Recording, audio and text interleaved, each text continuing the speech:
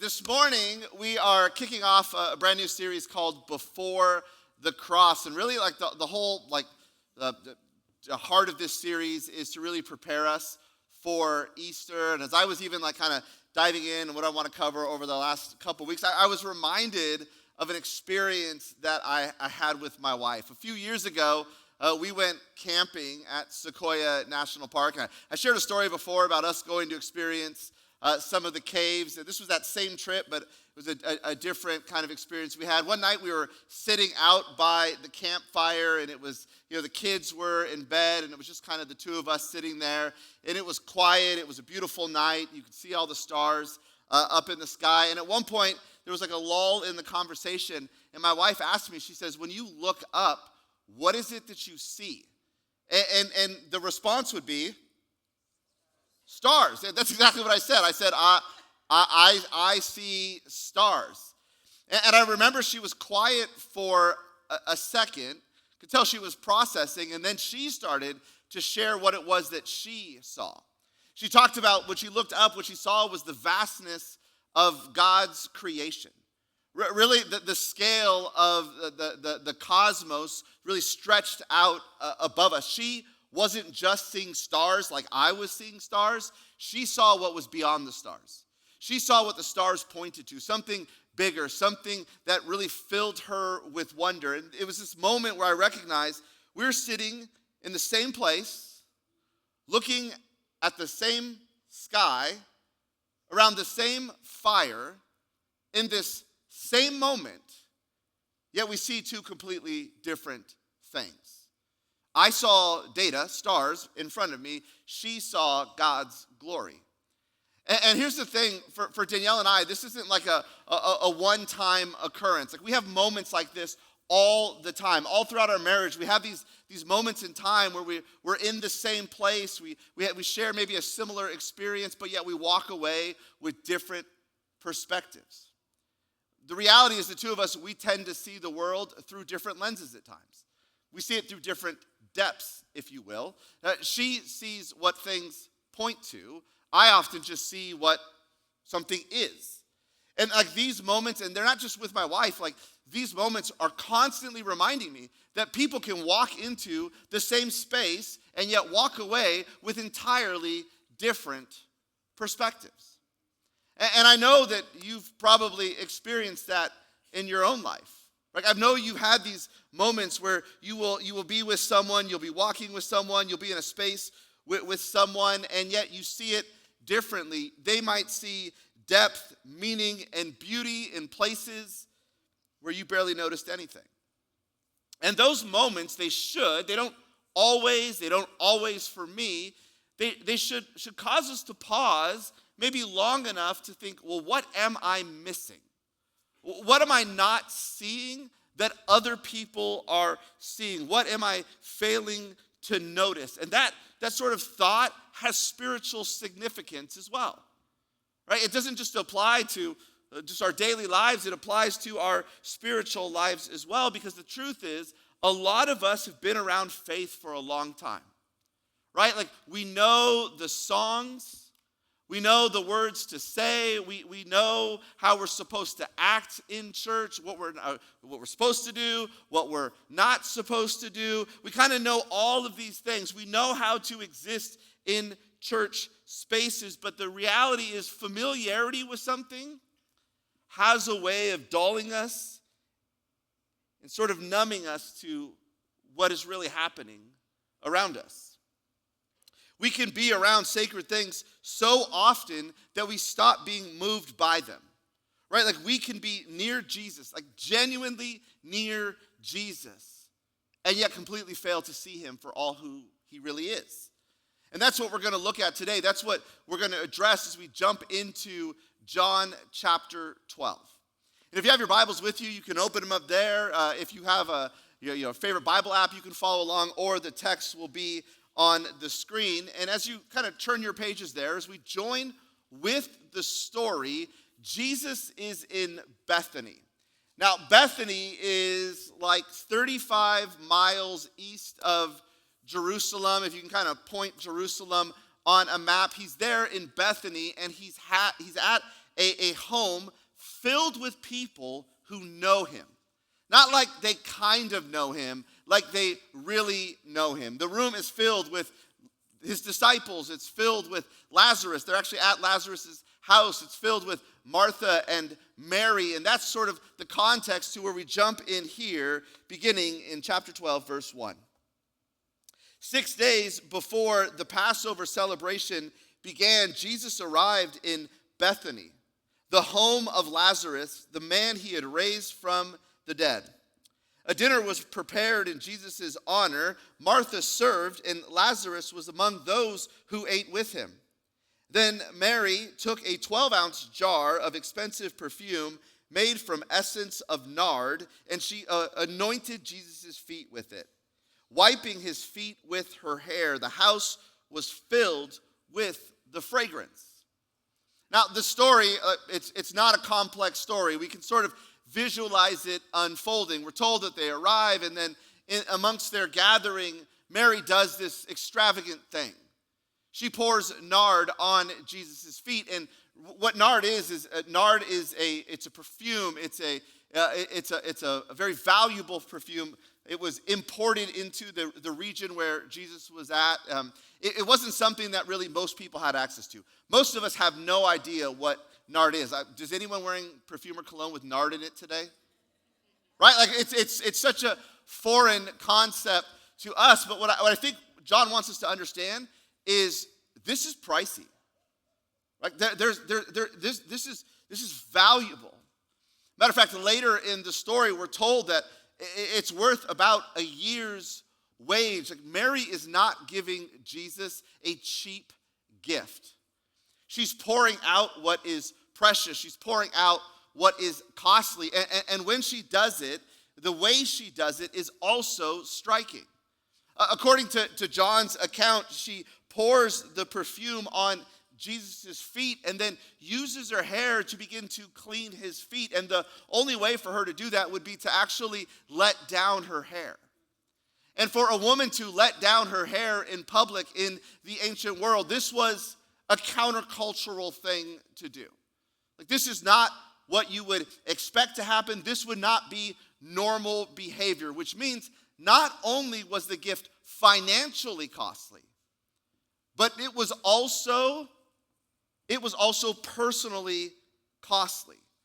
It was humbling for her. It was emotional, and it was public, all at the same time. Mary's not playing it safe. Mary's not making sort of a calculated decision here. Mary's responding to Jesus in a way that only makes sense if you truly believe he's worthy. This only makes sense if you believe that Jesus is worth it. John wants us to understand here that Mary's gift, while it might be extravagant, it might be perceived by some as over the top, it's not random, right? It comes from a recognition. You see, Mary recognizes something about Jesus.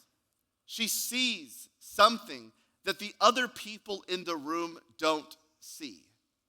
At least they don't see it yet. And then one of the disciples, again, none of this happens in a vacuum. They're at a house. We talked about this. The disciples are there. Other people are there. One of the disciples, named Judas, begins to speak in verse 4. But Judas Iscariot, the disciple who would soon betray him, being Jesus, said that perfume was worth a year's wages. It should have been sold and the money given to the poor. Not that he cared for the poor.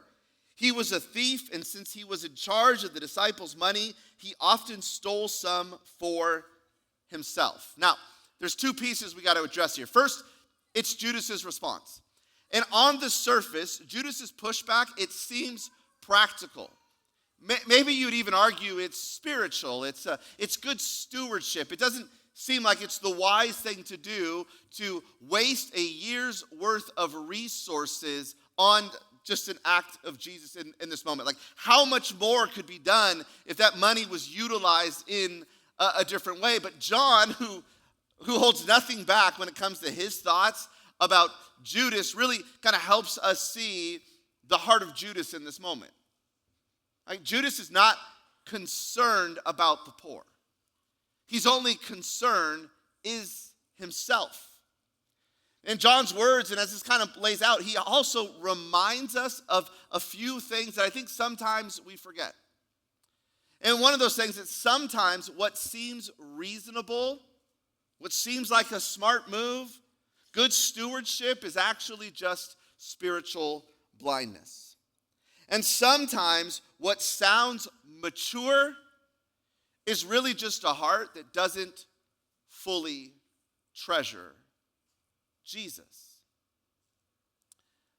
The contrast here between Mary and Judas is clear. Mary, she pours out what is precious because she sees who Jesus really is. Judas just sees the price tag, and he calls it waste. And as all of this is sort of happening, we recognize that one of them, Mary, understands the value of Jesus. Judas completely undervalues what he sees. And as I look at this, I think that this is the reality that pales many of us today. Because the truth is, if you and I, if we don't recognize Jesus' worth, then devotion to him will always feel like too much. Right? If you don't see Jesus the way that Mary sees Jesus, if you see Jesus the way that Judas sees Jesus, if you don't see Jesus for who he really is, then devotion to him will always feel like too much. That others people's devotion to him will always feel like, maybe from your perspective, a little bit wasteful. As all of this is happening, finally, Jesus speaks. Jesus says these words in verse 7. Jesus replied, "Leave her alone. She did this in preparation for my burial." And with that one sentence, Jesus reveals what Mary understood and that the other people didn't. Mary wasn't being emotional. She wasn't being irrational. She was being perceptive to the significance of the moment.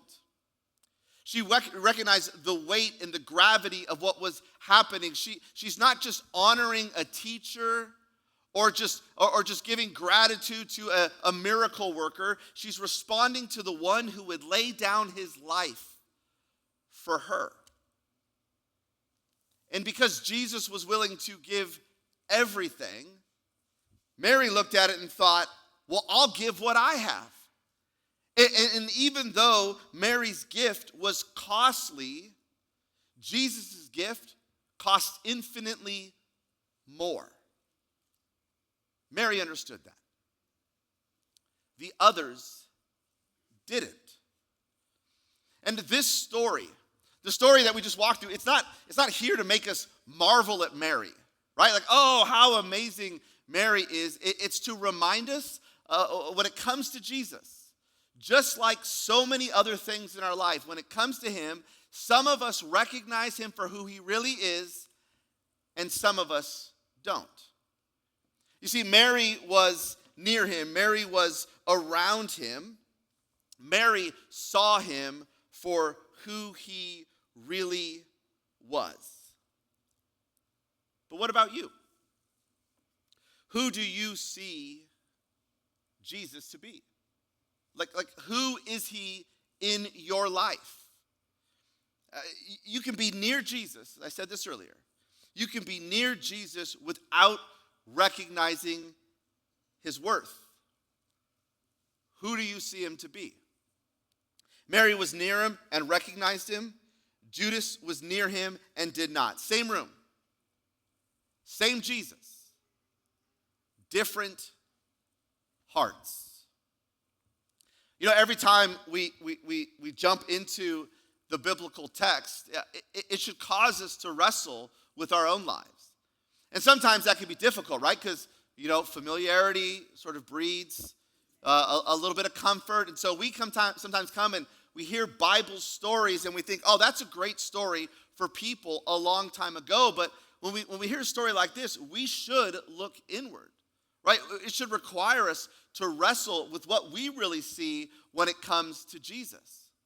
Some of us are really good at being around him without fully recognizing who he is. And I think it's always a little dangerous to put people in groups, to put people into camps. But when I just encounter people, when I look at my own life, I realize when it comes to Jesus, a lot of us find ourselves in one of two categories.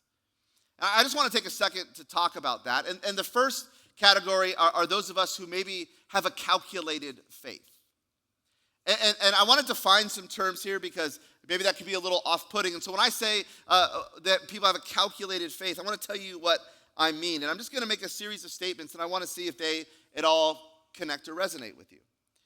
If you engage with faith on your own terms, then it might be a sign that you have a calculating faith. If you follow Jesus when it's convenient, but when it costs you something, you want to bow out, then it tells you something about your faith. Have you become skilled at running the math on every act of obedience? You ask yourself, what will this cost me? Like, if I do this thing that Jesus called me to do, what will it cost me? If I work towards reconciling this relationship with someone else, what will it cost me? If you're always running the cost, if you're always trying to figure out, well, what do I get out of it? Like, well, if I do this, what's it for me? What's the benefit for me? If you're asking yourself the question, well, is this really necessary? I know it's what the Bible says, and I know that I probably should be doing it, but like, is it really necessary? If you're asking yourself these questions, you probably have a calculated faith. And a calculated faith keeps Jesus at a safe distance, close enough to feel religious, but not close enough to change anything. I'm not going to ask you to raise your hands, but does that sound like your faith? Now, I mentioned it's not just we're all in one camp, right? There's two camps. There's the people who have the calculated faith. There's people who have a guarded faith. The truth is, for many of us, we have been burned. We have been hurt. We've been disappointed. Some of us have been burned, hurt, and disappointed by the church. And when that happens, when you feel these things, it's natural that we start to put up a wall. But for some of us, we just keep that wall up. And as a part of that, like, you are present, but you're protected. Like, I'm here, but I'm not really here. You can sing the songs, but you don't let the words that you sing land. You hear the truth, but you keep the truth at arm's length. See, a guarded faith looks spiritual from the outside, but on the inside, it's just self-protection dressed up in church clothes.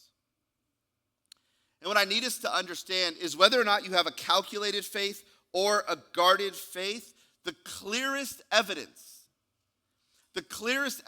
of what you think Jesus is worth is not what you say about him when you're in church. The clearest marker for what you believe Jesus is worth is not what you say about him when you're with your Christian friends. It's how you and I respond when our devotion to Jesus becomes costly.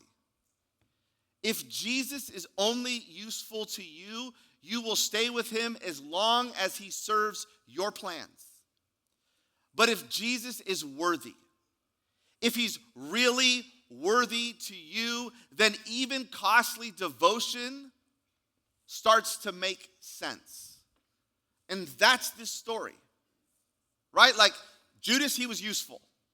He serves my purpose. He serves my plans. When he doesn't, I don't have a need for him. But for Mary, he was worthy. Mary, he was everything. And so I'll pour out the perfume. I'll let down my hair and clean my feet because there's nothing I could do that would be too over the top for my Lord. So one of the things I love about this story is it invites us back. It invites us back into seeing Jesus for who he really is. Maybe for some of us, it invites us to see Jesus anew because real surrender does not grow out of guilt.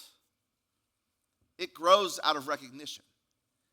And I want to say that again because I think like sometimes we come to church and the pastor will give a message and we'll leave and we'll feel guilty. And we're thinking, okay, I got to fix this. I got to change my life. I feel guilt. But then we go outside and it's sunny today. And then we go out and we have fun with friends or family. And then Monday hits and we're like, we just forget about what happened at church the previous day. Guilt is a terrible motivator, at least a long-term motivator.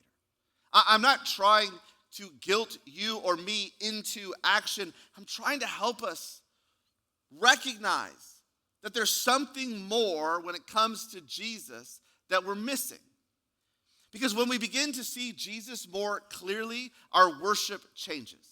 When we see Jesus for who he really is, our obedience changes. Holding back starts to feel really, really strange. So the question that I think we need to wrestle with is simple, but it's also searching at the same time. And here's the question. What is Jesus actually worth to you? What is he worth? What is he actually worth? We got to sit with it. We have to wrestle with this question. And I think it's just an incredibly important question that we have to wrestle with in general. If you are a follower of Jesus and you haven't figured out the real answer to that question, you owe it to your faith to sit with that question. But I think it's even more poignant of a question in the season that we find ourselves in. Does anybody know how many weeks we are away from Easter? How many weeks? 3. Second service, entirely consistent with first service. Never does a guy answer. The guy's like, is it Easter today? Are people coming over after church? Right? It's always the ladies who run the calendars like, calm down, it's 3 weeks. You could take a breath. We're 3 weeks away from Easter, all right? April 5th. We're going to start talking about it a lot more so that, guys, you can start paying attention. Your wives already got it. Every year, Easter comes and goes. And for some of us, that version of Easter that comes and goes is quite simply, it's just a holiday.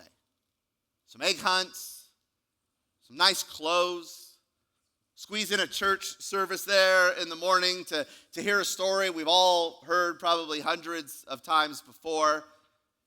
That's what Easter is.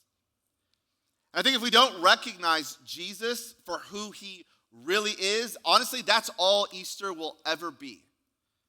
A date on the calendar, a tradition for you and for me to observe. But Mary invites us into something different. Mary invites us to something more because, again, what Mary saw was what no one else saw. She saw the cross coming before anyone else did.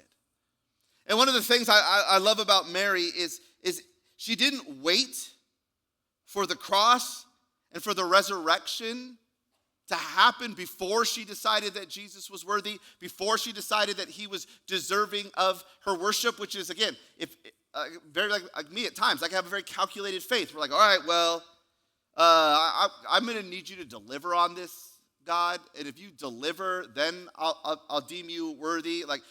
I think a lot of us, probably myself, would have been like, all right, I see this whole cross thing coming, but I'm going to wait until after it happens to make sure you rise from the dead before I'm all in. But that wasn't Mary. She recognized Jesus' worth before the cross, and she responded accordingly. She moved before she saw it all play out. And that's part of the thing. This is part of what we need to sit with and the invitation that we need to wrestle with when it comes to Easter. The ask isn't that we just allow Easter to just get here, to just arrive.